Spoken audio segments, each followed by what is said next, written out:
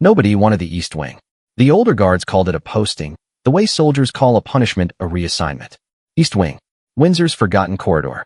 The part of the palace that smelled like beeswax and something older underneath, something that had been breathing in those walls for 300 years and wasn't planning to stop. Thomas Hale had been on the Royal Household Protection Detail for 11 years. He'd stood outside doors that held heads of state.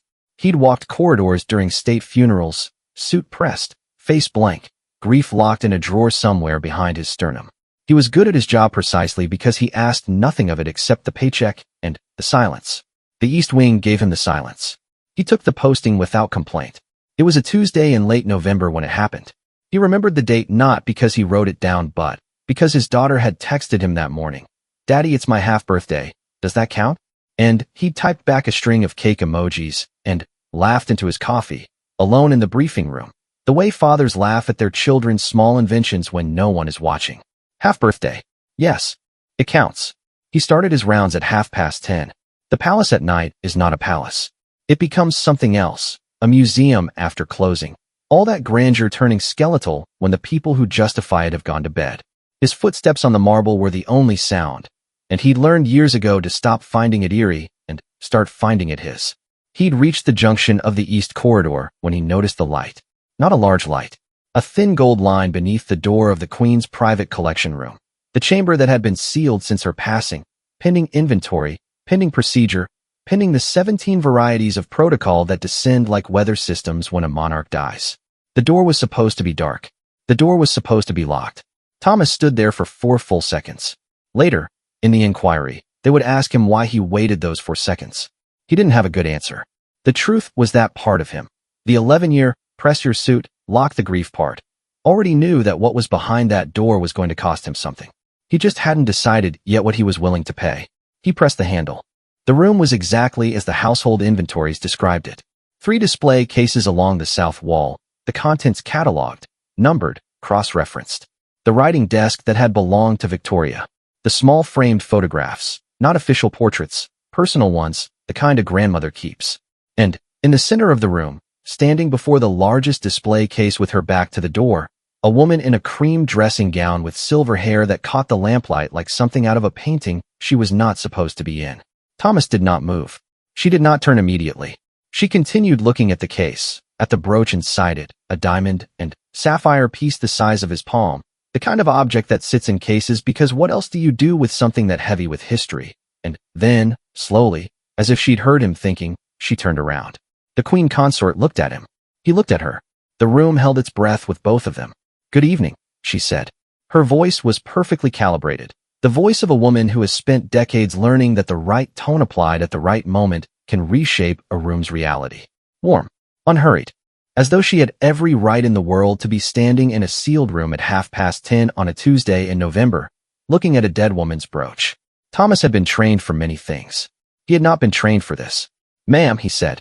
And then, because his mouth was a professional and his brain was 14 steps behind, "I wasn't aware this room had been cleared for access." A pause. Not an uncomfortable one. She didn't do uncomfortable pauses. He would realize later, she did pauses the way a chess player does pauses, filling them with calculation disguised as calm. "It hasn't," she said. And she turned back to the case. Thomas had a protocol for everything. Unauthorized entry, Protocol 7. Suspicious behavior near restricted items, Protocol 12.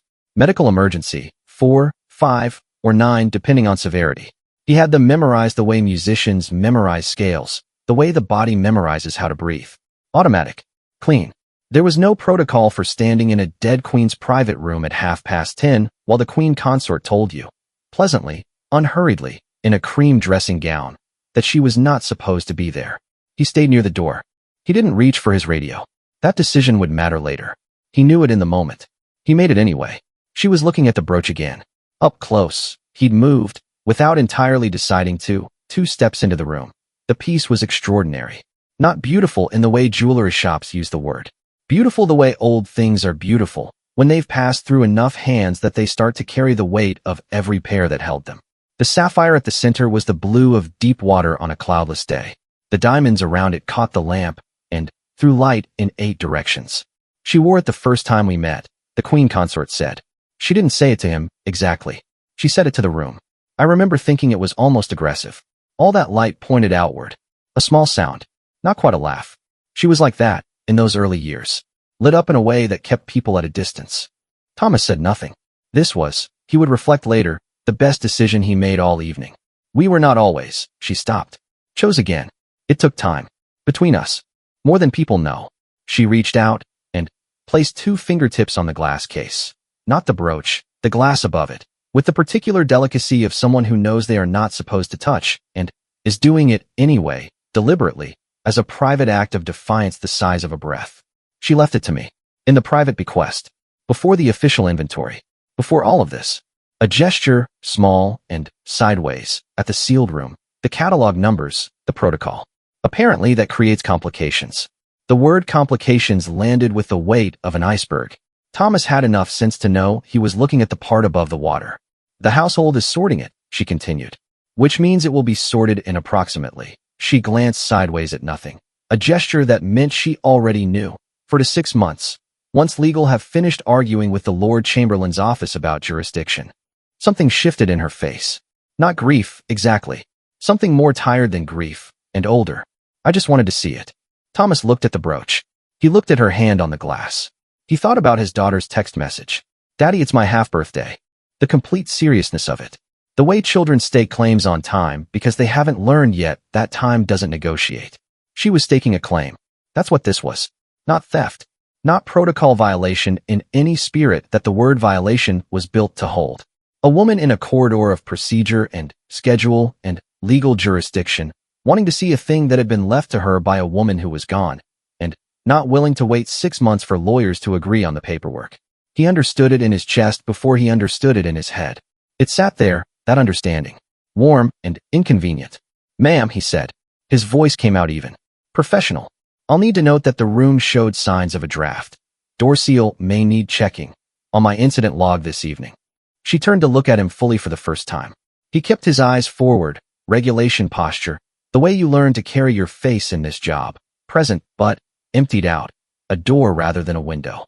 I'll complete my survey of the East Wing and be back at the junction in approximately 15 minutes, he said. Another pause. This one different. He felt the weight of it differently. Thank you, she said. Very quietly. Not the voice of a queen consort deploying tone as a tool. Something underneath that. Something that had been sitting in a sealed room inside her for months. Maybe, waiting. He turned. He walked back to the door. Behind him, in the lamplight, he heard the faint sound of the case opening. She had a key. Of course she had a key. She had been given the key in a private bequest before the lawyers arrived to take it back. And then, the sound of nothing, which was the sound of a woman holding something that had been left to her by someone who was gone, in a room she wasn't supposed to be in, on a Tuesday in November. He pulled the door behind him. The thin gold line of light remained beneath it. He stood in the dark of the corridor for a moment, his radio on his hip, his protocol in his head, his daughter's half-birthday in his chest. He walked away. The inquiry was not aggressive. That surprised him, a little. He'd spent the 2 weeks between the incident report and the hearing preparing for aggressive. He'd ironed 3 shirts. He'd rehearsed his answers in the bathroom mirror with the particular self-consciousness of a man who does not rehearse things, who has always relied on the professional blankness and found it sufficient, but who understood this time that blankness might not be enough. The inquiry board was 4 people. A senior household official, a representative from legal, someone from the Lord Chamberlain's office whose title was long enough to require a card, and, at the end of the table, a woman named Mrs. Alderton who had worked in palace administration for 31 years, and who looked at Thomas across the table with the specific exhaustion of someone who has attended many inquiries and found most of them unnecessary. They had his incident report. East Wing, Room 14C, door seal noted for maintenance. No further incidents during shift. 11 words of nonfiction and a paper trail that would outlast everyone in the room. They asked him to walk them through the evening. He walked them through the evening. He described the corridor, the junction, the light under the door. He described entering the room and conducting a visual check, standard protocol upon discovering any unsealed restricted area, and finding no signs of disturbance or unauthorized removal. He described completing his survey and continuing his rounds.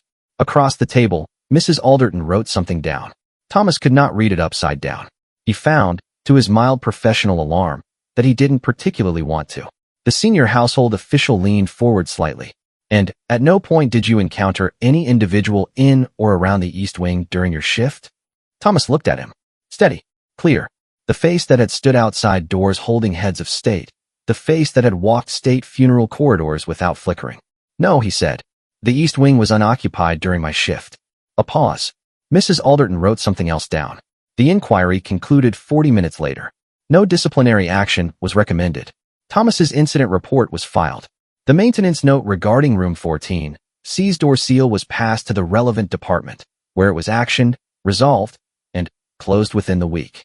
The brooch remained in the case. 3 months later, 2 months ahead of the Lord Chamberlain's estimated timeline, which surprised several lawyers and surprised no one who had been paying attention, the private bequest was legally recognized. The household inventory was updated.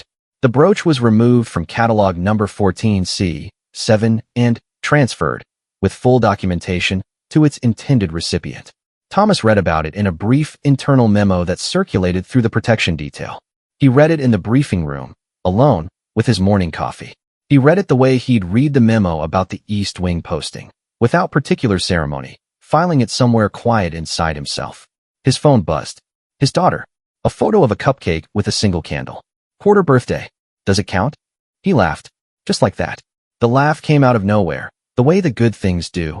The way light comes under a door in a corridor where there shouldn't be any. He typed back. Every quarter counts. Every eighth. Every 16th.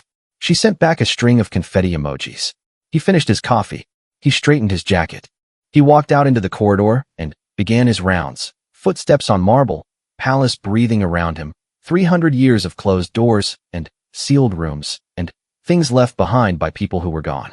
He was good at this job. He walked. That night, a guard did his duty. Which duty? That was the question the inquiry never quite asked, and Thomas never quite answered, and the corridor held between them like a secret that had already decided to keep itself.